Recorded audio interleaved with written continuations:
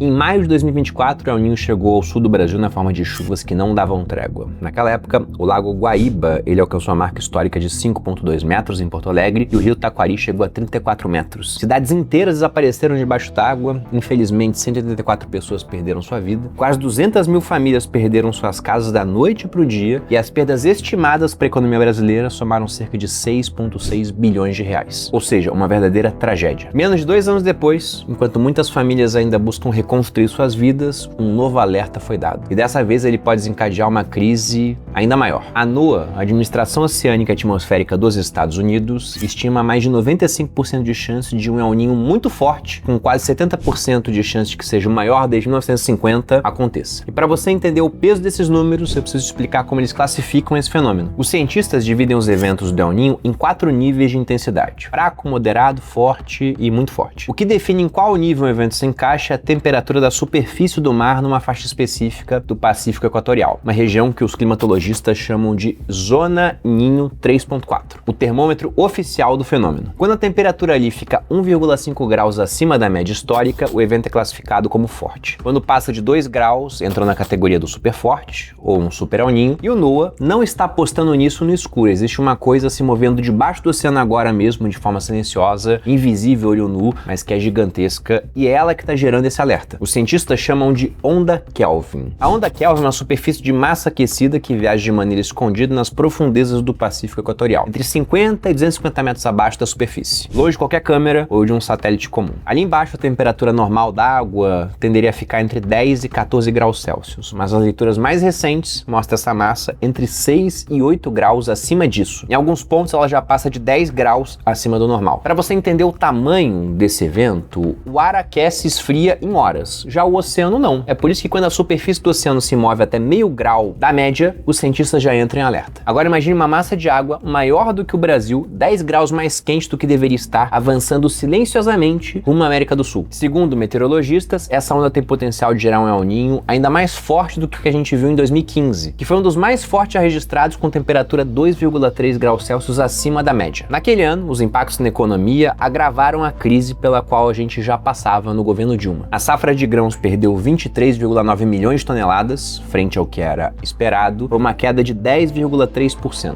Enquanto a região do Mato Piba, que é composta por Maranhão, Tocantins, Piauí e Bahia, por isso esse nome, um acrônimo juntando a inicial de cada estado, secava, o excesso de chuva destruiu lavouras lá no sul. No total, foram 1,9 milhões de hectares deixando de ser colhidos, segundo dados do IBGE. E agora, a agência americana, o NOAA, projeta para 2026 uma anomalia que pode chegar a 2,5 graus Celsius. E os impactos para a economia, eles podem vir a ser ainda piores. E essa é uma parte importante para você entender, Tudo que eu vou falar aqui são previsões. E felizmente, porque eu espero que isso aqui não venha a se concretizar, previsões não são profecias. Então a gente torce para que o conteúdo que eu separei para vocês, ele não venha a se concretizar com essa intensidade. Mas é melhor estar preparado para o pior e se surpreender com alguma coisa benéfica. E aí, antes de entrar no conteúdo que eu pretendo divulgar para você no vídeo de hoje, eu vou te lembrar de uma coisa muito simples, que é pedir o seu like e, caso você assista o conteúdo do canal e goste, pedir também para que você se inscreva. Isso é importante para o YouTube entender que você gosta desse tipo de conteúdo, também para ampliar o alcance da nossa mensagem e para motivar a equipe também, Porque eles veem que quando o vídeo deu certo, a gente tem vontade de produzir mais conteúdos relevantes para vocês. Para te explicar tudo, eu vou dividir esse vídeo aqui em 3 partes. Primeiro eu vou te explicar o que é o El Niño, em seguida eu preciso te explicar como ele impacta a economia, e para isso eu vou puxar o histórico que a gente tem sobre o fenômeno, e por fim, a parte mais importante, eu vou te mostrar como analisar esse cenário que você pode fazer para se proteger em termos individuais e pensando também nos seus investimentos. Bom, antes de mais nada, você tem que entender que o El Niño, como a gente conhece hoje, não é um fenômeno recente, muito pelo contrário. Antes mesmo da existência dos modernos meteorologistas, computadores e sensores que ficam mapeando e captando informações lá no oceano, a gente já conhecia esse fenômeno, ou pelo menos já sabia alguma coisa porque observava as mudanças no oceano. Citando um exemplo, lá no século XVI, ou seja, quase 500 anos atrás, pescadores da costa do Peru e Equador, eles percebiam que há alguns anos você tinha uma água do mar que ficava um pouco mais quente, e com isso você tinha menos peixes. Esse fenômeno costumava acontecer lá por dezembro, perto do final do ano, e por isso eles deram o nome de El Niño de Navidad, que traduzindo significaria o menino do Natal, uma referência clara a Jesus. E a gente tem que pensar,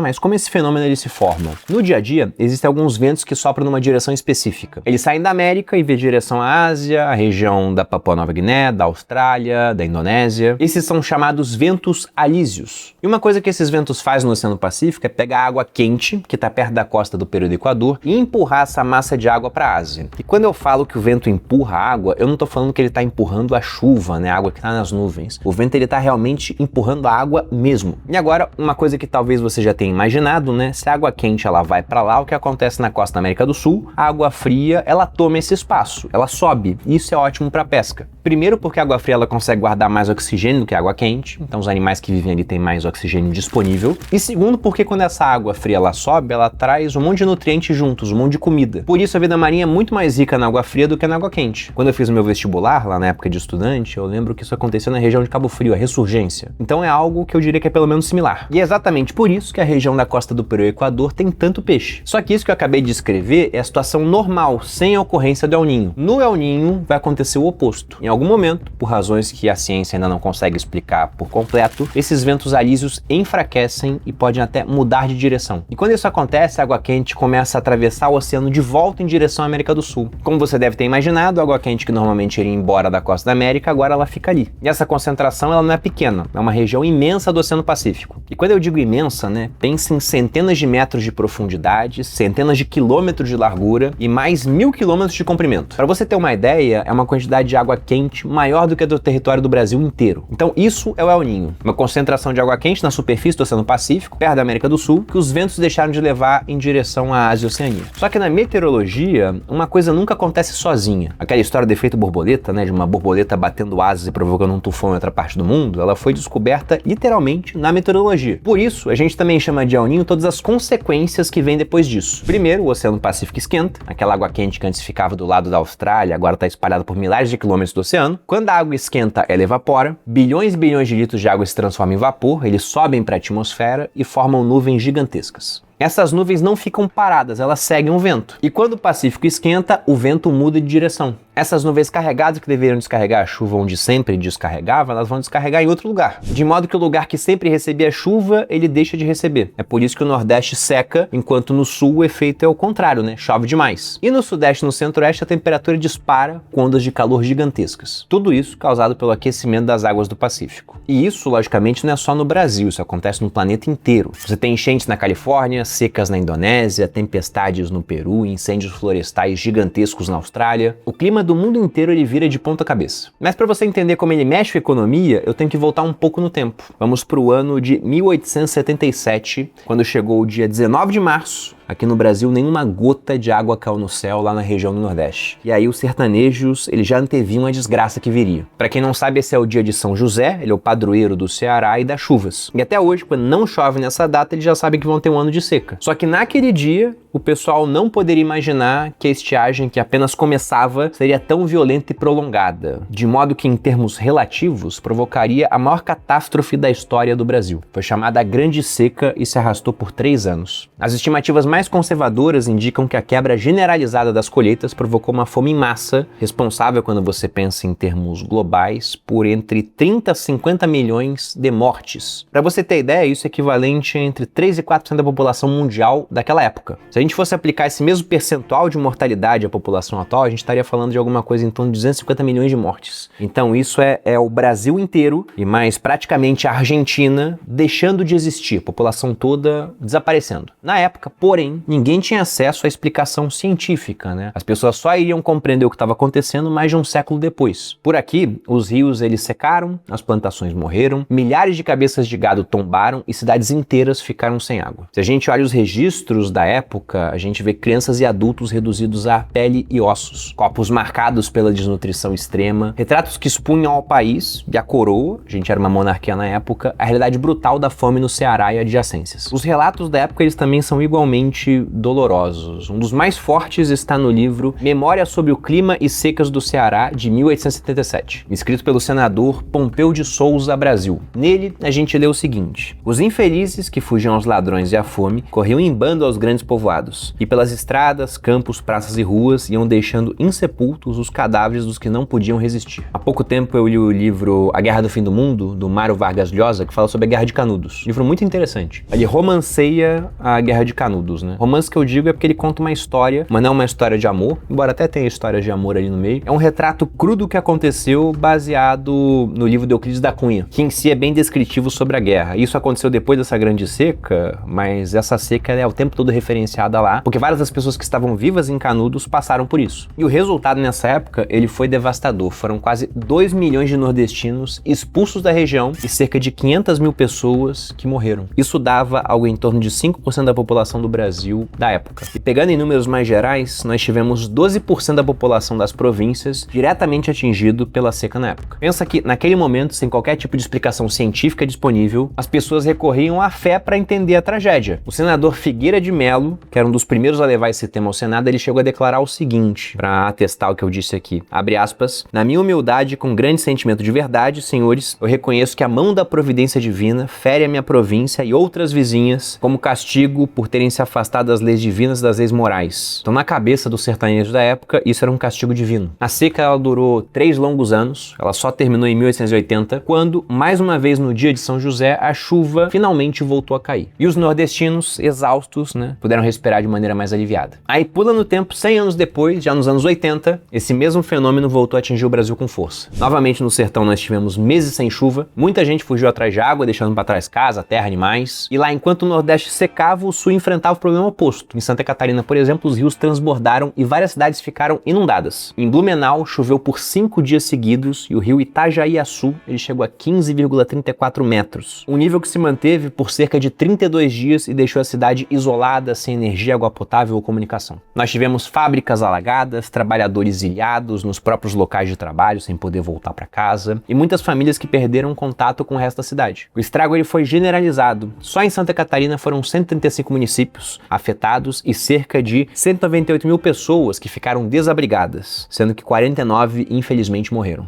Em Blumenau, sozinha a cidade, foram 50 mil desabrigados, o que dava na época quase 30% da população local. E lá foram 8 mortos. Em valores da época, a conta do prejuízo chegou a 1 bilhão. Um ano depois, Blumenau começou a organizar a Oktoberfest, teve a sua primeira, justamente para arrecadar fundos e ajudar na reconstrução. Décadas mais tarde, né, o evento se tornaria uma das maiores festas populares do Brasil. Enquanto isso, lá no Rio Grande do Sul e no restante do Sul em si, entre as safras de 1982 e 83, a região perdeu cerca de 4,9 milhões de toneladas de grãos, o que foi um golpe muito forte na economia agrícola que já vinha de anos difíceis. Saltando novamente no tempo, em 1997, mais uma vez o El Niño atingiu o Brasil. Nessa época, com temperaturas na superfície do oceano entre 5 e 6 graus acima da média. Em outubro daquele ano, o Rio Grande do Sul viu suas médias de volume de chuva triplicarem, o que deixou mais de 15 mil pessoas desabrigadas, e quase uma dezena de municípios em situação de emergência. Pegando globalmente, os danos eles somaram 5,7 trilhões de dólares.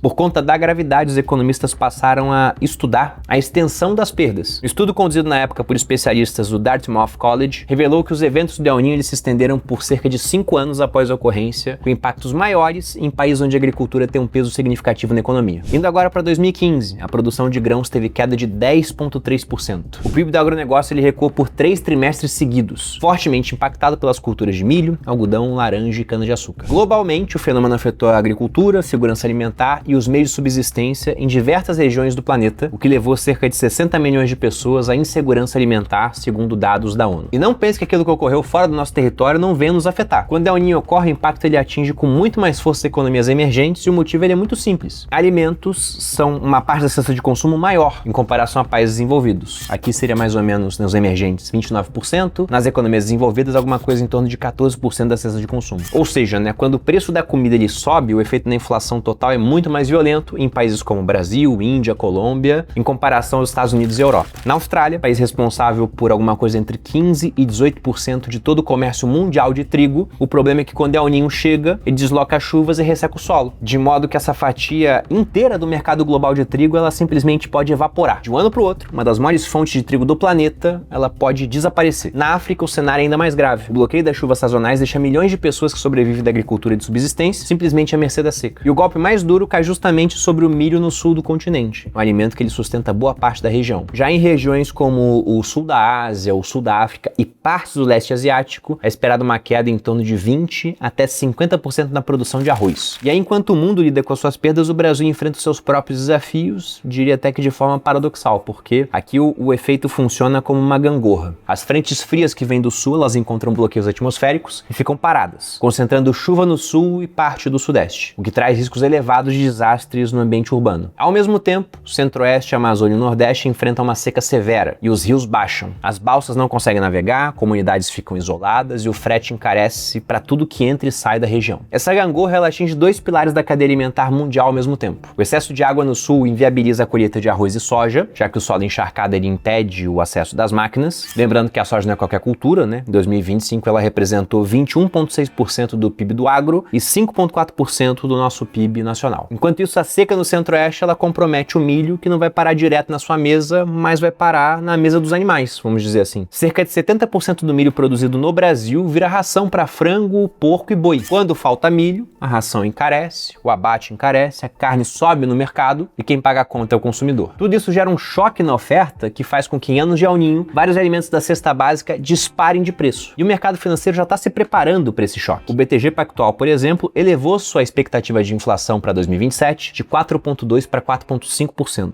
refletindo os riscos do El Niño. Segundo o Citi, a expectativa é de que a inflação suba cerca de 1,47 pontos percentuais após a chegada do fenômeno. O Santander, ele entende que a inflação de alimentos consumidos em casa pode subir já no início do próximo ano, ficando 5 pontos percentuais acima dos preços que a gente está vendo hoje. Então a sensação que você tem de preços mais altos, veja que as aspas na sensação, ela pode piorar. Pegando agora o JP Morgan, em novo relatório, ele alertou que o mundo pode enfrentar uma crise de abastecimento de alimentos a partir do ano que vem. Segundo ele, a inflação global de alimentos deve saltar de 2,8% no primeiro semestre deste ano para 5% no mesmo período de 2027. E segundo o Programa Mundial de Alimentos da ONU, esse fenômeno deve empurrar, infelizmente, cerca de 50 milhões de pessoas para a fome aguda até o final do próximo ano. Mas aqui a gente tem que salientar, de toda essa tragédia que pode vir a acontecer, que os impactos do El Niño não ficam restritos à mesa. Eles também escorrem para outras áreas, como por exemplo a sua conta de luz. Vamos lembrar que o Brasil tem grande parte da sua matriz energética vindo de hidrelétricas. Muitas delas movidas a fio d'água, com reservatórios pequenos. Mas com o El Niño ocorre uma grande mudança no padrão das chuvas que abastecem os reservatórios, o que reduz o volume de água disponível para gerar energia. E aí, como as hidrelétricas são a base do sistema elétrico aqui do Brasil, reservatórios com menos água significam menor capacidade de gerar energia por um custo mais baixo. E aí, para não faltar eletricidade, o governo precisa acionar usinas termoelétricas, que funcionam a gás, óleo, carvão, só que elas são mais caras de operar do que as hidrelétricas. E esse custo extra de geração é repassado ao consumidor através das bandeiras tarifárias. Quanto mais seco o cenário e mais termoelétricas precisam ser acionadas, maior o valor da conta de luz com as bandeiras amarela e vermelha. Para piorar, também tem a questão do calor intenso, que é uma característica do El Niño, aumentando o uso de ar-condicionado e refrigeração, o que eleva a demanda de energia justamente nesse momento em que a oferta hidrelétrica ela vai estar menor. E aí veja, economia básica. Se a oferta ela está caindo e a demanda subindo ao mesmo tempo, essa combinação ela pressiona mais os custos e consequentemente faz o valor final pago pelo consumidor ficar mais alto. Segundo a ANEEL, que é a nossa Agência Nacional de Energia Elétrica, em períodos de El Niño o valor adicional cobrado pelas bandeiras lhe correspondeu na média a alguma coisa em torno de 7,6% da tarifa base residencial. Tudo isso, por óbvio, é mais pressão no bolso dos brasileiros, uma vez que pegando em termos de cesta de consumo, essa conta representa entre 5% e 18% do orçamento de uma família aqui no país. Pô, Bruno, mas será que isso vai acontecer realmente? Não é um alarmismo desnecessário? Como eu falei para vocês aqui no início do vídeo, previsões não são profecias. Tomara que não aconteça, mas o risco ele é real. Tanto que vários países já estão se preparando para quando El Niño chegar. A Organização das Nações Unidas para Agricultura e Alimentos já está direcionando recursos, os governos já estão mapeando as áreas de risco, os bancos centrais já estão revisando projeções de inflação. E aí, se os maiores bancos, os maiores organismos internacionais, os próprios governos já estão se movimentando para se proteger, acho interessante que você faça alguma coisa, Não fazer nada é arriscado. E veja que até aqui eu te mostrei o que é o El Niño, os efeitos para a economia e como ele pode impactar o seu bolso. A partir daqui você tem basicamente dois caminhos. Você pode fazer o que a maioria faz, que é fingir que não viu isso aqui, ignorar o que eu disse e possivelmente ser pego de surpresa lá na frente, ou pode fazer o que pouca gente faz, que é se preparar, estudar, guardar dinheiro, investir para se proteger, proteger o seu patrimônio. Ninguém consegue prever com precisão os impactos do El Niño, mas os efeitos eles devem começar a aparecer a partir do final desse ano e ao longo de 2027. E olha que até aqui eu não falei dos nossos outros problemas, porque a gente vai ter eleição nas próximas semanas, vivemos uma crise fiscal séria aqui no Brasil, uma das taxas de de juros mais altas do mundo, em termos de juros reais, é o mais alto do mundo, até maior do que a Rússia, que virou um par internacional e está em guerra há 4 anos. A gente tem um ambiente de negócios cada vez mais desafiador e para fechar uma reforma tributária que já começa a valer no próximo ano e nós não temos as informações todas. Isso significa que o seu dinheiro vai estar exposto não a um, nem a dois, mas a vários riscos ao mesmo tempo. Você tem clima, parte política, fiscal, reforma tributária. Então a sua prioridade tem que ser proteger o seu patrimônio, construir uma carteira preparada para enfrentar qualquer cenário, diversificada entre classes de ativos, moedas e países. Isso passa por 3 frentes. Primeiro, ter parte do seu dinheiro em moeda forte, porque câmbio é hedge direto contra o risco político e fiscal aqui do Brasil. Se a coisa azedar demais aqui, o dólar dispara e acaba te protegendo. Lembrando que quando eu falo dólar, não é simplesmente comprar dólar e deixar parado, né? É investir em ativos dolarizados. Segundo, você tem que ter ativos de renda fixa que se valorizem em cenários de inflação alta. E terceiro, diversificar dentro da própria bolsa, porque não é todo o setor, nem toda empresa que vai sofrer do mesmo jeito que esse cenário. Concentrar tudo num único lugar é o maior erro que você pode cometer em um ambiente complexo como o nosso. Mas o problema é que fazer isso sozinho, sem saber exatamente onde alocar,